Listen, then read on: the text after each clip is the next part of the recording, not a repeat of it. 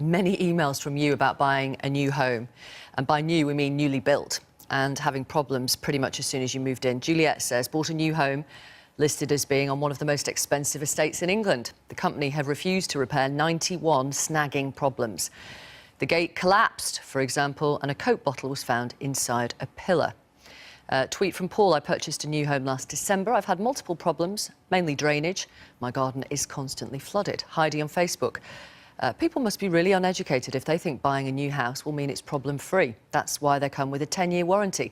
The period is for snagging any problems as the house settles in. Old homes have been lived in, breathed in and have bedded in. It's pretty obvious. You'd think so, Heidi, wouldn't you, that, you know, a 2-year guarantee from the builders, from the developers, and a 10-year warranty from the National House Bidding Council would sort you out. Not so, as our film will show in the next few minutes. Right, gas leaks, damp, holes in the floor, cracks in the walls. Not things you would expect to experience when moving into a brand new, newly built home.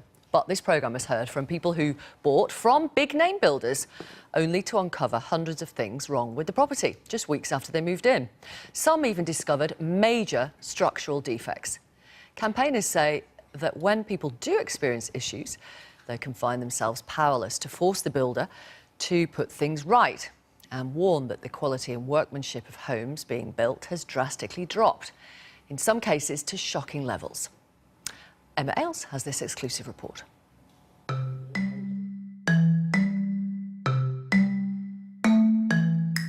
Many of us dream of owning our own home. A place to start a family and live happily ever after.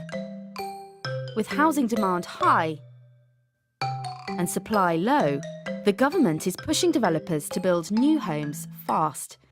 But in the rush to construct, a standard's slipping. 10 months in and we have these cracks and various other major issues on a brand new house.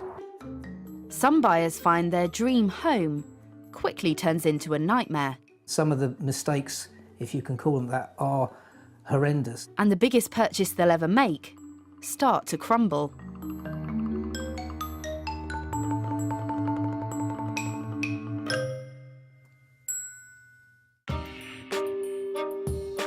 Britain is in the midst of a housing crisis. Not enough homes and many people priced out. The government's promised to build 300,000 new homes a year, an ambitious target. That's more than 800 new homes every day. And it's spending billions in taxpayers' money to make that happen, with schemes like Help to Buy and financial incentives for developers. The market is dominated by a handful of big-name builders, all of whom claim to guarantee buyers quality and peace of mind. Stylish, practical and characterful 4-bedroom home, built to the highest of standards. But the reality for Karen Stacey Pope was very different. She bought a Bovis home on the Help to Buy scheme. The problem started as soon as she moved in. There was a gap underneath the floor and the door frame. We pulled the carpet back, pulled the underlay back and uncovered the hole. It's fairly deep, about 2 foot down. Slugs, worms, beetles, spiders. They have their own personal entrance and exit route to our house, thanks to this added extra from Bovis. We had a leak on Sunday that just drenched the walls and the ceiling. Nothing's been fixed and we're just left with a hole in the ceiling. There was a lot of mortar missing from around this area. They've actually filled some of it in. There's a big chunk missing there. How could they not put it in? We've got cracks running down and it seems to be cracking from up by the roof. This crack was here pretty much from when we moved in. There must be some kind of movement going on if we're getting more and more. No, I'm not crying, although I am cross. And Karen's problems didn't stop there. The wrong porch was built on. Air bricks meant to stop the house getting damp and rotten were buried underground. Her driveway is sinking. The list goes on. After numerous complaints to Bovis, Karen eventually hired an independent surveyor. He uncovered major structural issues. Movement joints which stop the house cracking up if the land shifts had been completely forgotten. He concluded, "The building cannot be judged to be currently fit for habitation. Many of the concerns raise issues of health, leaving many areas of the property and its site unsafe to use." And he questioned how inspectors could ever have signed it off. We pushed and pushed ourselves to the absolute limit to get this house. And now we're in this position where, one, it's not sellable, and two, we've been told it's not inhabitable either. So we've lost everything. It is just heartbreaking because we can't even fight anymore because we've run out of energy, run out of money. We can't do anything anymore. We're just stuck here, and we've got no choice but to be stuck here. Sorry. Bovis told us, "We apologise to Mrs Stacey Pope that she did not receive the quality that she and her family deserved and rightly expected. We recognise that our build quality and customer service standards were not at the high levels that they should have been at some of our sites 12 months ago."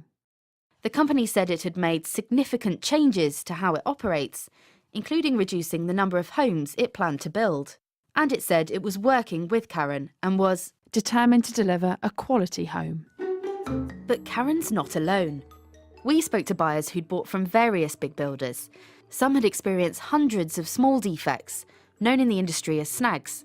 Others had more serious problems. They told us of unfinished roofs, badly fitted windows and doors, toilets overflowing with sewage, flooding, damp and mould, wonky walls and stairs, sloping floors, gas leaks, cracks, and like Karen, holes in the floor. One man described coming home to a maggot and fly infestation, and all just months after moving in. The quality of workmanship is getting worse in the industry, and the only one-word answer to how it is atrocious.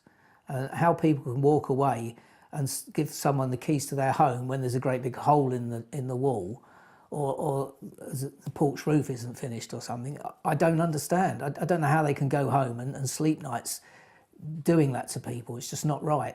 From the chief executive in the boardroom to the man on site sweeping up after the trades. No one cares, and no one in the process is really thoroughly checking that the quality is going to be there and that the buildings and the houses comply with current building regulations and warranty standards. Indeed, a survey by the House Builders Federation suggests problems with new homes are not just a possibility, they're almost a certainty. 98% of buyers reported defects to their builder within a few months of moving in. 41% reported more than 10 problems. And when people do have issues, they can find themselves powerless to get things put right. At the moment it feels like buyers are buying a promise that they see in advertising which is unrealistic. And then if their new house doesn't live up to those unrealistic expectations, they have very little recourse other than trying to get those things changed through the house builder themselves. The arbitration service that's offered by some of the house building insurance companies, it can be very difficult to navigate. And so many people find actually getting their MP involved at the moment is the only option they've got. I think it's shocking for many people who buy a new house to realise that the dream that they've been promised isn't the reality that they experience.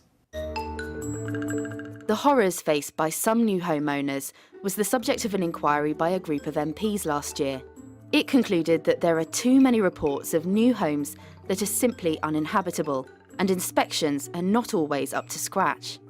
It called for a new homes ombudsman to be set up, saying current means of redress are inadequate.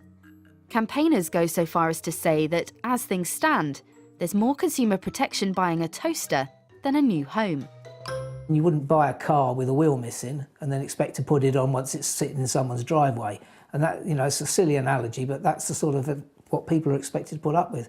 And the industry manages customers' expectations downwards. They actually say it's impossible to build a perfect house, and it's not. It's a real David and Goliath issue. The only redress they've got is to go through the courts. Buyers who go to court will run out of money long before the house builders ever will. New homes are guaranteed by the builder for 2 years. Most also come with a 10-year warranty, issued by the National House Building Council. The same body also inspects and signs off finished homes. However, it's faced criticism from some MPs and campaigners who say it's too cosy with developers, a claim it denies. Some in the industry acknowledge it might be time for a new approach. The housing market is dominated by the major house builders. They're under pressure.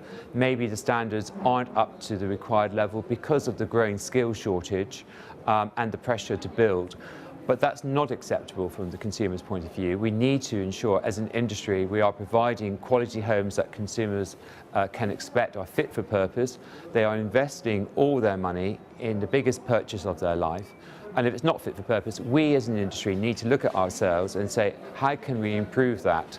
And that could be a range of improving the consumer codes for new homes, or it could be looking at a national ombudsman to actually address those problems that consumers can go to. But for Karen, and others like her, any such changes will come too late. The strain of trying to get her home put right has already taken a massive toll. I am a strong person, believe it or not. I know I don't look like one now, but I am.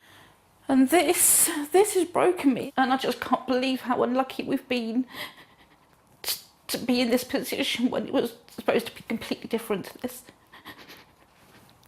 So...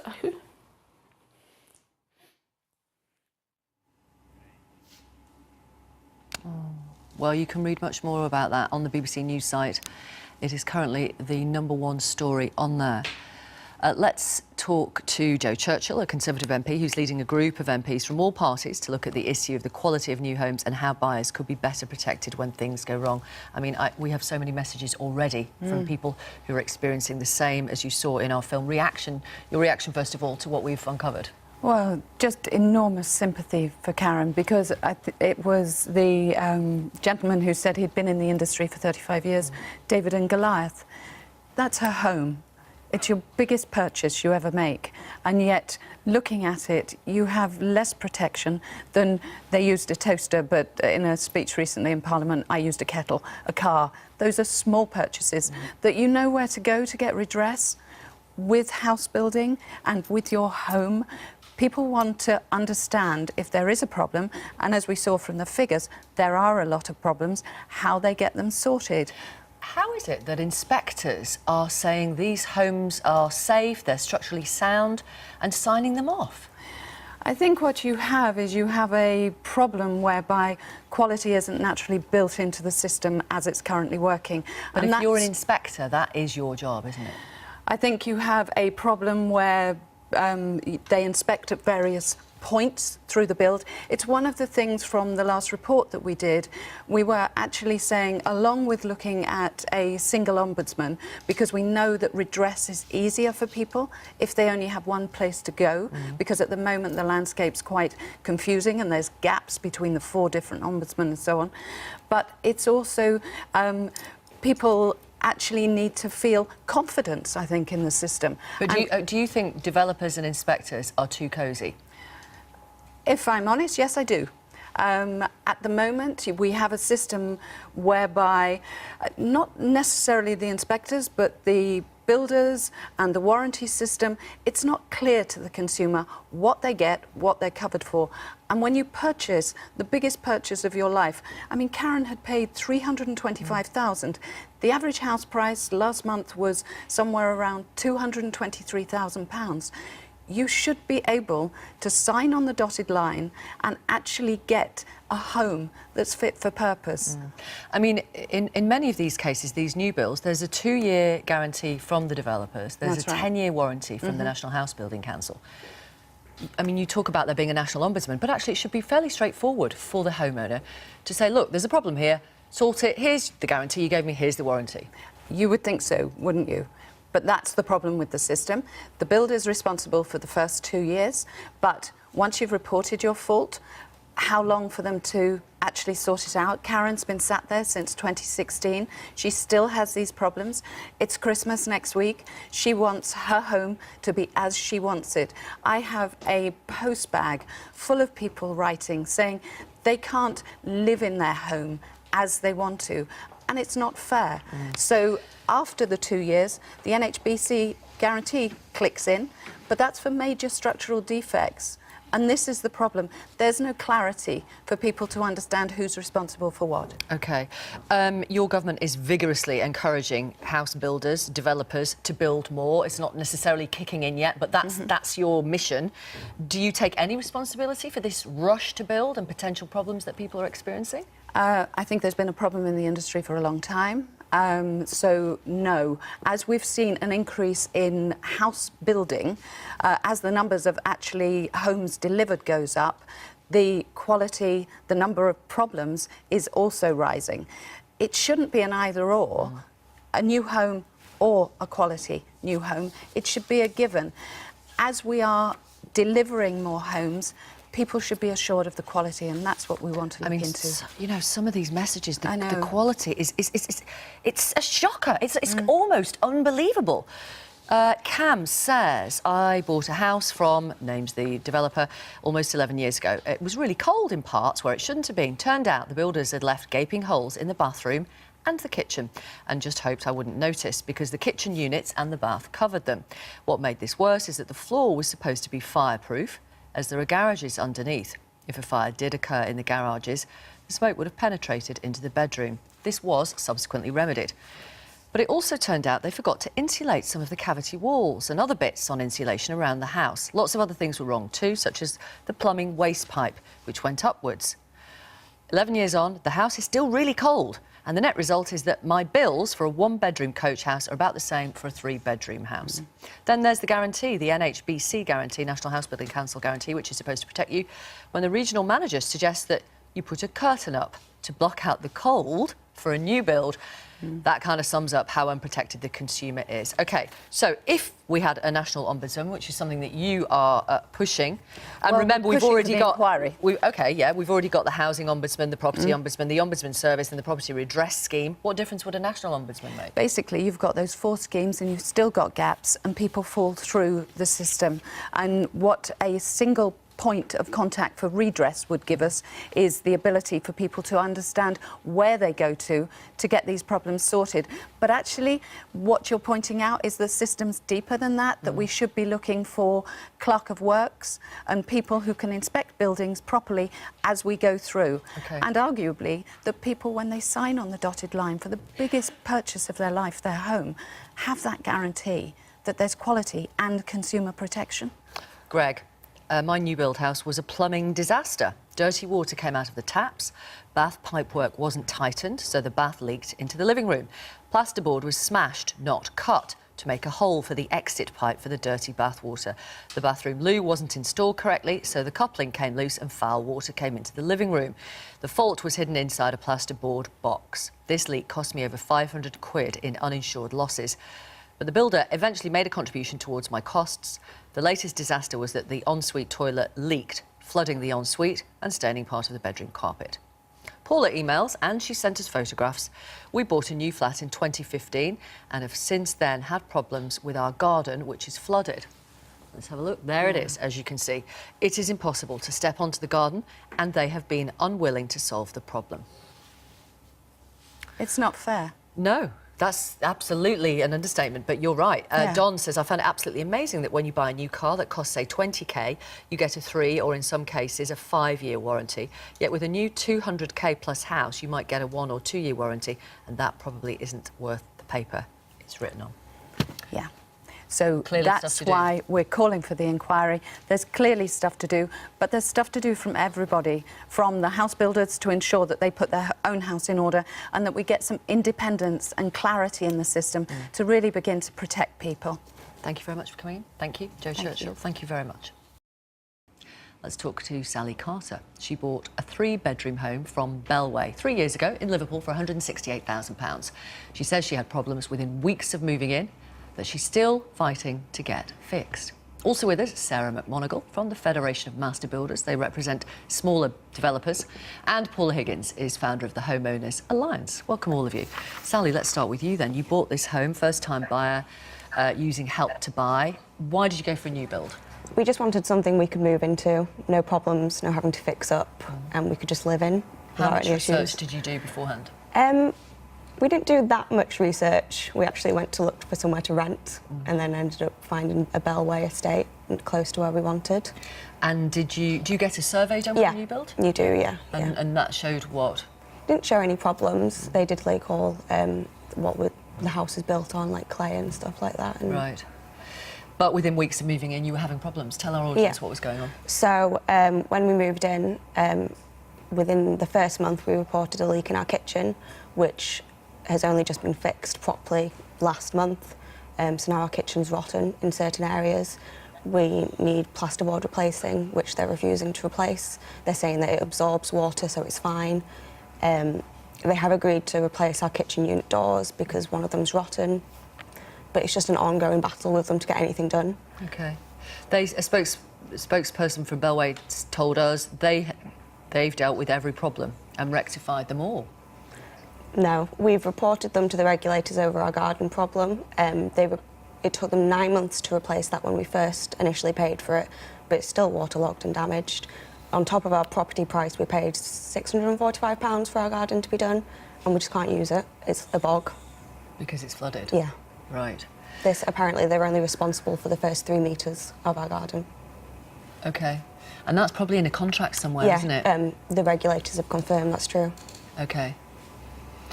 But presumably you didn't notice that? But you weren't expecting there to be any problems anyway? No, we weren't expecting there to be any problems, and also they built the garden. If they're not responsible for it, who is? Well, you know, I can only repeat what I said a moment ago. Bellway say they've dealt with every problem and rectified them all. Tell us about the stress involved when things go wrong. It's just exhausting. You contact them, they promise they'll call you back straight away, and then it's days and you're chasing them again. We sent them so many emails. Yesterday I rang them 7 times after we had a leak in our hallway, and they just don't get back to you. It's like they don't care. But they have rectified some problems. Yeah, they have fixed small problems, but in fixing some problems, they've damaged stuff, and that's taken months for them to get fixed. OK. New homes are guaranteed by the builder for 2 years. Yeah. Most also come with a 10-year warranty from the National House Building Council. Has that been any use to you? To be honest, we only went to the New Homes Building Council about a month ago because we just knew we weren't going to get anywhere with our garden. Bellway are communicating with us about the kitchen, but we've asked them about the garden and they'll ignore it in emails, and I'll chase them again, and then they came and said about only being responsible for the first 3 metres. Let me bring in Sarah then from the Federation of Master Builders, Sarah McMonagle. So you represent smaller developers, Yes. Is that correct? And are you going to tell me this never happens with smaller developers, or are you going to acknowledge that it's a problem across the industry? I think it can happen with smaller builders, but we did some research at the Federation of Master Builders last month, which shows that you're twice as likely to be very satisfied with the quality of your new home if you buy it from an SME house builder. We tend to find that this SME is small and medium-sized, yeah. And we do tend to find the quality issue tends to be more of a problem if you're purchasing from a large house builder like Sally has. But it's not good for the reputation of the house building industry, full stop, is it? No, it's not. And we do have an image problem, which is one of the reasons why I think we have a skills shortage. I think generally across the board, people think that new house building is less high quality than what we were building, say, 100 years ago. And that's something that we really need to address. OK. Paula, is it true you have more protection as a consumer if you buy a toaster compared to buying a new build home? Very much so. So, you know, you get these contracts which you can't read, you don't even get a copy of the plans. And when you want to go and complain and try to get things fixed, you're at the whim of what they want to do. So we call for things like, we'd like to see a snagging retention. So the poor person now, let them keep back some of their purchase price. So at least if they're not coming to get things fixed, they've got money in the hand to sort out their problems. But it's an absolute mess at the moment, the way the whole consumer protection around buying new builds and the aftercare service. I spoke to a Conservative MP earlier who said she did think it was a problem when I put this to her, that building inspectors are too close to some of the big developers. She thought that was an issue, too cosy. What do you think? I think very much so. It's the problem is that the consumers think that the inspections and third-party inspection regime, that they're feeling that they've got sort of somebody over their shoulders. But in fact, it doesn't really happen. It's a very spot check. If things go wrong, and it's up to the builder to put things right, and it's not the inspectors, you cannot go back to them and say, well, this hasn't met even minimum building standards. So it is, there needs to be reviewed, something needs to be done. What's your advice then for people who, and we've heard from so many this morning, right across the country, all sorts of different developers, what should they do if there's a problem, they're not getting any help from the developers in terms of putting it right? Where do they go next? Well, it's difficult because there's lots of standard redress schemes, but unfortunately we actually say don't even bother going to them because we know the average payout last year was £638 for massive, massive problems. We do say that people should go and get an independent inspection done or a snagging survey done within the first 2 years, because unfortunately if you've got somebody on your side who can talk the expert witness side, they might help you get things right. But people eventually, they're so desperate, they're coming to the media, coming to places just wanting to be heard. We're also calling on government to take a really good look at, it's not just about quantity of homes, which we really need, but it's about the quality, and the whole sector needs to be looked at. Yeah. That's how bad it is. People are coming to journalists. That's how desperate it is. Let's talk to Nick. He's in Winchester. And Karen, who is in Leicester. They've been watching our programme this morning. Thanks very much for talking to us. Nick, you moved into a new build 3 years ago. How's it been? It's been pretty miserable, actually. We still, nearly 3 years in, we've still got 26 defects that were identified and ordered to be rectified by the NHBC. And that's the National House Building Council. That's right. And really, they've not put any right yet, and that includes serious breaches of building regulations. There's Legionella hazard plumbing. Key safety systems are missing or not installed correctly, and there's massive energy wastage from missing insulation in the home. So, and it's been an enormous battle to get anywhere at all with this. Okay, and how frustrating is it? Well, it's completely maddening. You know, I spend hours every week, and have done for 3 years. Getting reports which are then ignored, getting the NHBC on board, and then they are unable to get the builder to put things right. And I think a big part of it is that there's just not enough knowledge in the industry from the installers through to the site managers and even through to building control of what the regulations actually mean. So well, that's alarming, isn't it? If that genuinely is the case. Yeah, well, you know, I've certainly seen several plumbers, for example, and a couple of site managers who were quite unaware of the regulations and have obviously been installing systems of the kind that we have here for a whole career without ever doing it right. Wow. Let me bring in Karen. Karen's in Leicester. Hi, Karen. How are you? Good morning. Hello, Victor. Thanks for talking to us. Really appreciate it. Tell us about your own situation. Well, our main situation, we found the first day we moved in. We went outside, looked at the outside walls, and they're just, in a nutshell, they're not built to NHBC technical requirements or specifications. How did you know that? How did you know that on day one? Well, we stood outside, and the house just didn't look right. It was wobbly, the mortar lines didn't line up, some were thick, some were thin. You could see bulges in the brickwork, and we thought, you know what, we can't articulate this ourselves. We need some professional help. So we engaged a snagging inspector. He did a whole snagging report inside and out. But the main problem we've had to deal with is the outside brickwork, which we've had now another chartered surveyor report done this year, a year apart, and they both say the outside brickwork should be taken down to the and built again. But, right, so hang on, sorry Karen, you paid for 2 independent reports, yes. and you have to do that, in order to prove to the builder that there's a problem with the building work? Yeah, they just don't seem to understand, and they don't seem to be able to understand the contents of those reports. They come back to us asking us for clarifications of the points that are made in the report, which is really, really worrying. If they don't understand the regulations, why on earth are they building houses? I mean, it's real stress for you, isn't it, Karen? It's obvious. It's been an absolute nightmare. And not only me, several of my neighbours we're all battling on different fronts. And we just get nowhere. I think they try and break it down. We're at the other end of the scale, we're the other end of